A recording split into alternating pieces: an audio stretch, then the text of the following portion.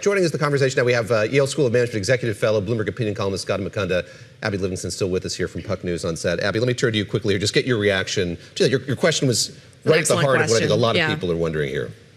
She's been sitting at the knee of the old guard of the Democratic Party, and how she's handling herself is how the old guard does it. Is you get out immediately, you start campaigning. My question is, across the spectrum, are we going to see that? Because we're seeing, at least on Twitter, if you've gotten online this weekend, there's some very sore winners and very sore losers commentating about this race. And she issued a statement very quickly, as you pointed out, and it was a very conciliatory statement. Did that play out the way that you thought it might in light of the Bruton campaign that you mentioned? It was really nasty, yeah. I was surprised at the speed. But I think this is someone who grew up in the era of the 2008 general election, and this is very much the model Hillary Clinton set. And so it doesn't surprise me when I look back at it. Yeah. Gautam, I want to ask you the question that the Congresswoman just said she didn't want to get into, which fair enough, which is, she has all these Democratic credentials. She's young, she's spunky, she's drinking Coke on TV, and she seems like the kind of person that would resonate with voters. She has all these credentials, she flipped this seat, but she did lose. And does that go to a bigger issue we're seeing in these races where the establishment Democrats that Abby just talked about are not getting the job done, and why? So, it does. There's no way to tell the story that doesn't involve problems for establishment Democrats, right? Particularly given the financial advantage that she had. But I don't want to overread this either, right? So you are also seeing races where establishment Democrats are doing just fine. Where in Virginia they ran the table. On Hawaii yesterday, primary. Yeah. So this is not a story of the DSA just sort of suddenly taking over the Democratic Party. This is a story of an extremely aggressive faction that has great appeal in primaries, and from what we can tell, much less appeal in generals. That's able to pick off certain races. That matters a lot, right? When the balance of power is as narrow as it is.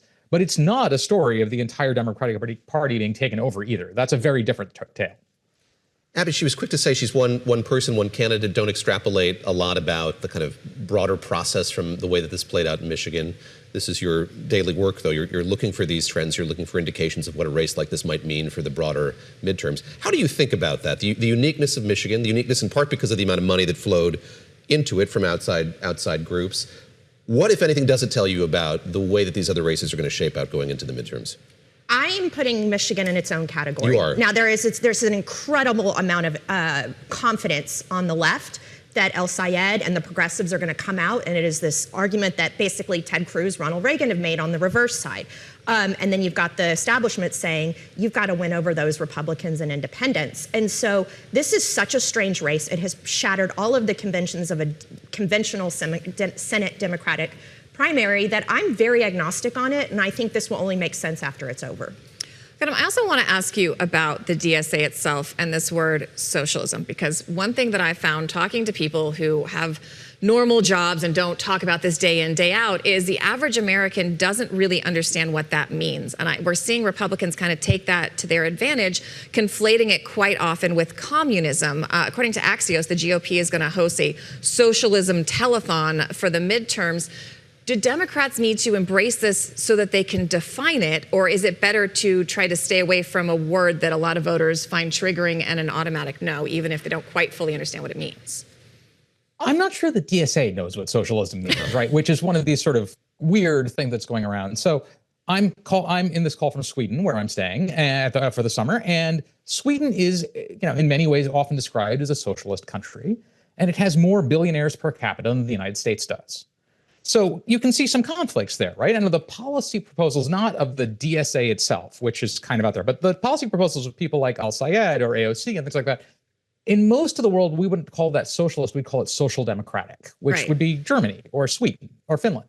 And I think that the Democratic Party, right, is sort of dealing with a problem where there's a group of people in the party who are largely, representative of the blue bubble of sort of very highly educated sort of people who maybe don't speak that much to people outside of that bubble and don't really necessarily get how that's perceived. And that's sort of, I think, where that's most strikingly showing up is in Wisconsin with Hong, who, looks like the weakest nominee for a statewide race that I can see since Christine O'Donnell was running ads declaring she was not a witch in Delaware. That's right. Oh, I'd forgotten about those ads. Those were excellent.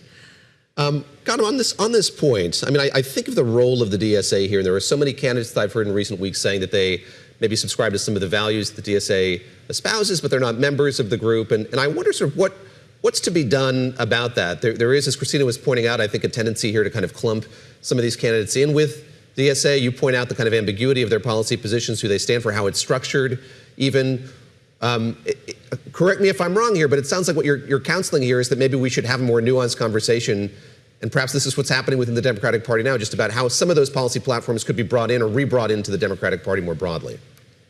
I'm a professor. We should have a more nuanced conversation as just a macro that I hit for any question that you answer. But I think what we really need to do is twofold. One is we should say that, look, I would not count the establishment out. This is a huge phenomenon, and they are sort of scrambling to figure out how to make sense of it, and they may or may not succeed. Second, the argument that the DSA is making, and we should take it seriously, is that there are a bunch of unactivated voters who will get activated by their people who will come out to vote in much the same way that Donald Trump triumphed in 2016 and 2024. I'm not convinced that there's a lot of evidence supporting that, because the best data we have on 2024, for example, says that people who did not vote were slightly more likely to support Donald Trump than people who did vote. So what we are going to run that experiment, and the advantage they're going to have right now is that the baseline numbers for Democrats are so strong in this election that if, Rogers lost in a nail biter in 2024, 2026 is going to be like 3 to 4, maybe 5 points more Democratic. So if Abdul El-Sayed only underperforms by, let's say, 3 points, which is significant in most elections, he's still going to win.